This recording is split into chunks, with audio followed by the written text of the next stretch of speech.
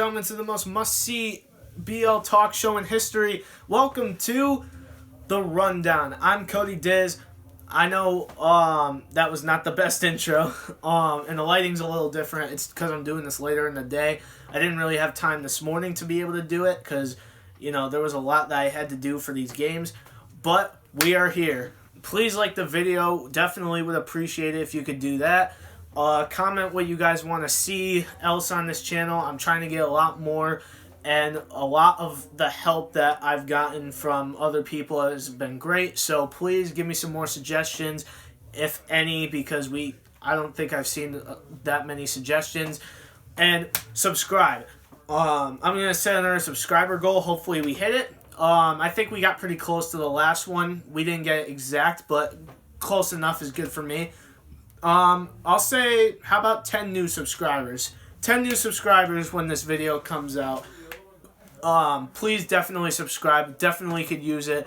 And we got 5 games to cover. There were 2 games that were makeup games that were on Saturday, and I hadn't even realized they were makeup games that day, so that was on me. I'm trying to stay on top of everything. Hasn't really been easy, but let's just get to the 5 games, and they're pretty quick covers of them. There weren't many highlights of all these games, so let's just get right to it. Nonawog went on the road to play Litchfield, and John Kazaka had an incredible game tonight as he scored 32 points as he was everywhere on the floor. He was able to get through the defense on some really tough drives. Nonawog was able to go up quick in the second half, too. Ben Conti hit a nice 3 in a turnaround. Nonawog ended up not really looking back after they took their second half lead. And the Chiefs were able to take down Litchfield to improve to 4-1 on the year. An incredible game from the Chiefs. So for Litchfield, we're going to talk a little bit about them later because they actually had another game. They were one of 3 teams to have 2 games in the last 2 days, so we're going to cover them after. But Nonawog has really done a good job this year of, controlling the pace. They've really pushed it. They love the fast break, I've noticed, and they're able to find a lot of guys open, and they've just been able to hit their open threes. That's one thing that not many teams have been able to do consistently. Nonawog is probably the best team at consistently hitting those open threes. At least that's what I've noticed. And a lot of it has to do with Ben Conti. He's been an elite sharpshooter this year. And he's really proved himself. John Kazaka is probably going to be an all-BL player again. He's been really good. This team just has so many weapons. Like, there's not a single guy you can single out and say, all right, let's take this guy out of the game plan, and then we'll be able to win. Like, you have to control a bunch of different situations. Because, let's say John Kazaka, you try and lock him down, he's going to find all of his other teammates. You put a double team on Kazaka, and he's got Brendan Burke, Ryan Tomkowski, Ben Conti. He's got all these weapons, and they're pretty deep too. I mean, Cosmo Lovig comes off the bench. I'm pretty sure Aiden Colby is either a starter or he comes off the bench. It's kind of been mixed, I think. I've tried to pay the most attention to that too. But this team is good, and they actually have a really important game this Tuesday because they take on Northwestern for the first time, and I think the only time that these 2 teams play in the regular season this year. But if Northwestern wins, Northwestern officially will be the only winners of the BL for the regular season. If Nonawog beats them, then Nonawog shares the record most likely, as long as Nonawog wins out from here. They would share the Berkshire League title. This is just for the regular season. This is not for, obviously, like the championship or anything. But this definitely helps determine the Berkshire League and like who's going to be the most dangerous like come playoff time. The last 4 games of the season for every team is going to be seed based. Hoosie's already out of contention. There's no way they could get into the playoffs. They've lost too many games. But for the other 8 teams, now it just comes down to seeding. I believe out of those 4 games, whoever wins the most and in order will be seeded that way. So it's going to be interesting. I think Nanawag will do really well with that, though. They've taken down a lot of good teams, so I guess Tuesday is going to be probably the biggest game of the year for them, and I hope it's a close one and a good one. And I wish the best to Nanawag and Northwestern. Let's go to Thomaston, playing on the road against the winless Housatonic Mountaineers. And if I'm going to be honest, there weren't many highlights from this game. There was only a couple, but the biggest one was Keegan Daigle throwing down the one-hander on the fast break. Chad Suckley saying the bank is open on a 3-pointer. And Mike Genovese made a nice turnaround as Thomaston gets the easy W over the Mountaineers. So if I'm going to be honest, I'm going to put Thomaston off for now because they had another game too on Saturday. But Hoosie, I've talked about you guys so many times, and I said last video that I gave up my hope on you. You guys are not making me change that opinion with this embarrassment that you guys have had towards your season. 0-7 has not been a great look for you guys. And the thing is, I've looked at these games and I've noticed that over the entire last couple seasons, you guys haven't won a Berkshire League game in a while. In the 2 games that Hoosie won last year when they went 2-18, they beat outer BL teams. So that kind of shows that Hoosie, I don't even think they can compete in the BL anymore.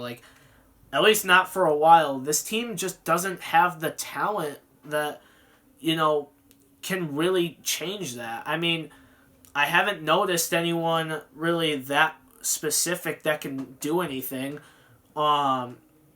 Coaching-wise, I don't really know what they have to fix because they have to fix everything. I don't know what you should even focus on. But this is just a team that is really doomed for the future unless they make some drastic changes, pretty soon. Or if not soon, then now. Let's go to the Kangaroos versus the Spartans. It was at Chippewa.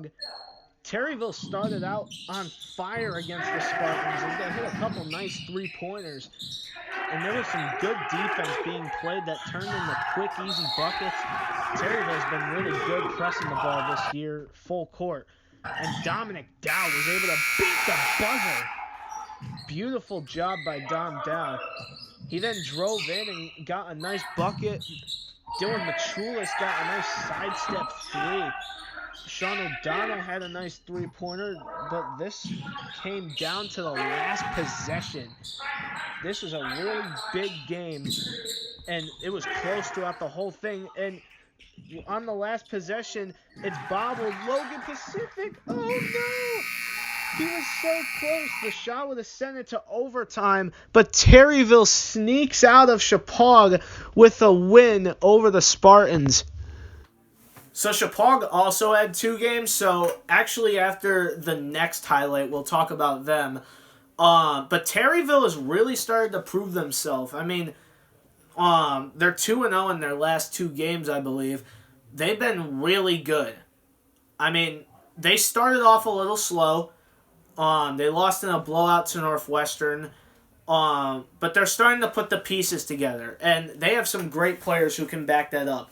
Dylan Machulis has been playing well. Just had a 29-point game the other night. I believe this game was 29 points for him. Or no, Sean O'Donnell had 20 points in this game. But the game before, Dylan had 29. So these guys have some dangerous scores. Sean O'Donnell really proved himself in this one against Chippewa. Dominic Dow has been good all year. He's been consistent. It's going to be a matter of how they play in these next 4, in the last 4 games of the year. They have to seed high if they're going to get a good spot in the tournament and if they're going to go far, because this team, they're still a little iffy. I think their bench is definitely something to take a look at. But, I would say this team is something that it's interesting because they're very top heavy to me. I mean, Machulis, O'Donnell, and Dow, all great players. Their bench wise, I think they're weaker on the bench, but this team is still going to be good, and I think they're going to be in a good spot when they go down the line. They still have a few more games before they start playing for seeding, so we'll just have to see how that goes for Terryville. Let's go to Saturday's games as Litchfield faced Chippewa. This was a close one throughout the majority of the game. Litchfield and Chippewa were fighting throughout as a three is hit, and then a full-court lob to Mike Parachi, who beat the buzzer at the end of the first quarter. Chippewa took a big lead, and then they started to give it up a bit as Gostkowski hits a three, and then Owen Hibbard just decided to take over as usual, and he completely daggered this game as he built up a huge lead with Chippewa, and Chippewa takes the W after losing to Terryville. Chippewa is right back where they want to be. So Litchfield is a team that I've been a little concerned about recently. I mean, they've taken some pretty tough losses, but they've had 4 games in the last 5 days. So it's kind of been tough. I think it's just a matter of, trying to get on a win streak again. Because Litchfield, when they lost their first game, it was kind of rough. And then they won 3 straight, which really helped them. But now they're under 500 just like that. They lost to Northwestern, Nanawag, and Chippewa, all 3 in a row, which is really tough. Those are all tough teams to lose to. I think this is still a good team. They have their shooters. They have the ability to play pretty good, if not decent, half-court defense. This team is honestly really talented. Daniel Dyke has really proved himself. Harrison Barnes has been a good shooter. This past game, he only had 3 points, sadly, but, everyone has an off night. I think he'll get it back on track. I think this is a good team, and I think they're really talented and well-rounded. So, I'm just hoping Litchfield can continue to compete pretty well over the next 5 games that they have left. And maybe they'll get a good seed because they've already gotten some of their hard matchups out of the way. So this might be an eye-opener for Litchfield. But for Chippewa, they take a tough loss to Terryville on the last possession, and then they win in a close matchup with Litchfield. It's a really tough thing to, kind of take in. Because Terryville was pretty low when they were in the rankings when they played Chippewa. Now they're in 3rd or 4th, I believe, and Chippewa dropped down, but now they're back up. So Chippewa's kind of been a back and forth team this year. Now they're 4-3. I think they're still going to be fine. They have a lot of talent. They're top heavy too, but it's a lot different because they have Mike Parachi, who's been a beast down low rebounding wise, and he can shoot. He's been able to, spread the floor, which has been nice. Owen Hibbard has been dominating this year. Cole Davenport hasn't been in the scoring column that much this year, but he plays his role well. He's a good defender, which is really good. Logan Pacific has tried to do as much as he can. This is a good team, and I'm confident in Chippewa. Let's finish it off with Saturday's game of Thomaston Northwestern. Curtis Blishy had started off and dominated the entire game as he was money from the 3, nailing 2 in the same quarter. You don't see that often from Curtis Blishy. And then Freddie Camp on the fast break. Throw it down, young fella. He had a great game. Jack Lavoy was able to knock down an open 3. And then this has been blowing up on the rundown. Brodnitsky lobs it, and Curtis Blishy posters a man. The bench went wild, too, as Northwestern goes to 7-0. And this has been an incredible game. And an incredible streak for Northwestern. Nick Maltby spoke with Blishy after the game. I'm here with Curtis Blishy with Northwestern. Curtis, this is probably the most important game of your season. Yes. Can you tell me a little bit about it? Well, we knew from the start we had to go play hard, work on the press, and we did that. We got up pretty early, which was great, but we knew we had to finish it pretty well, and we did that. So I'm going to say that you've had 2 monster putback dunks this season, and I think everybody wants to know about them. Tell me a little bit about the putback you had today. All right, shout out Jake Brudnitsky. It was actually an alley-oop off the backboard. We were talking about it at halftime. We got it done. It was beautiful. Can't wait to watch it again. Curtis, congratulations on clinching the Berkshire League this year. Thank you. So for Thomaston, I'm kind of confused with them because they started off really well. They started off 3-1. This was without Chad Suckley.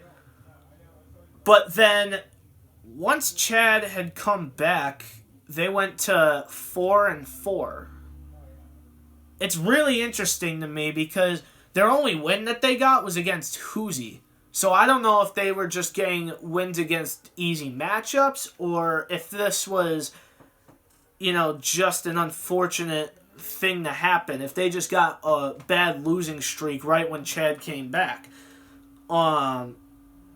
It's really interesting to look at. I think Thomaston is one of the deepest, if not the deepest team in the league.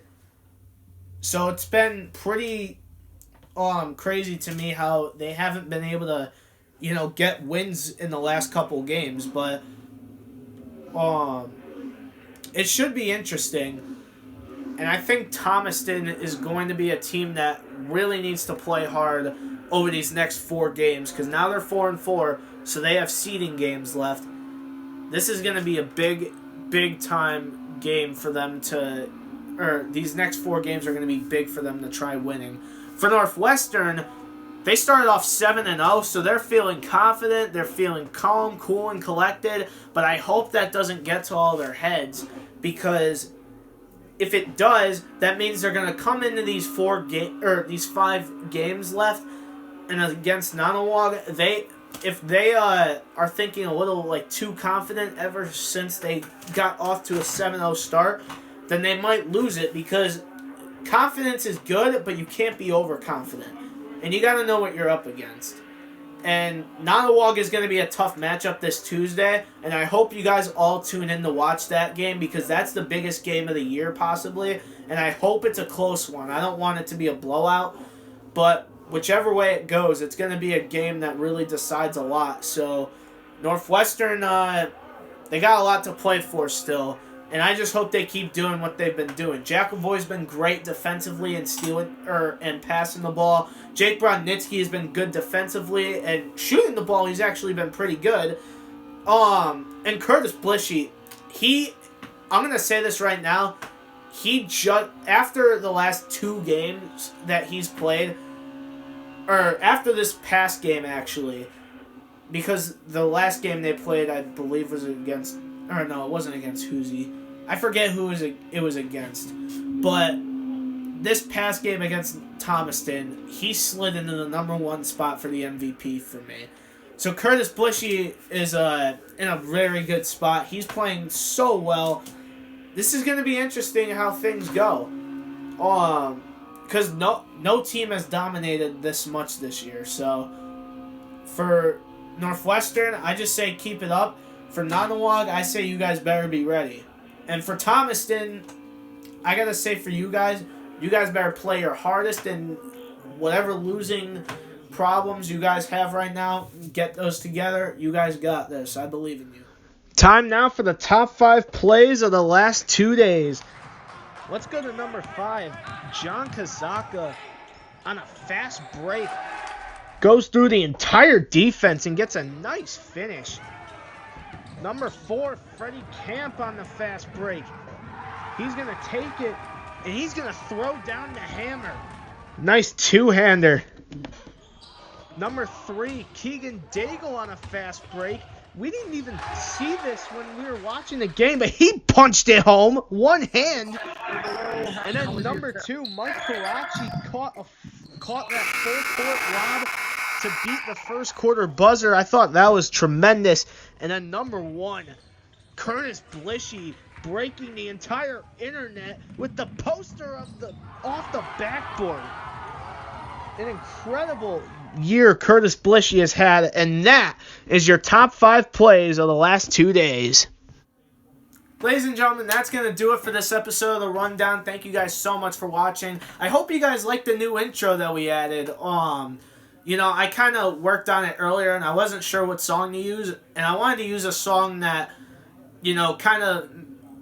Actually, this song isn't really well known. So that was, one thing that was perfect. And 2, I think it's just a good song for the chorus to, shine bright for the intro. So hopefully you guys like the new intro that we have. It's going to be here for the rest of the season. Sorry we didn't have it at the beginning. I didn't really think of it. But thank you guys for watching. Please smash that like button as hard as you possibly can.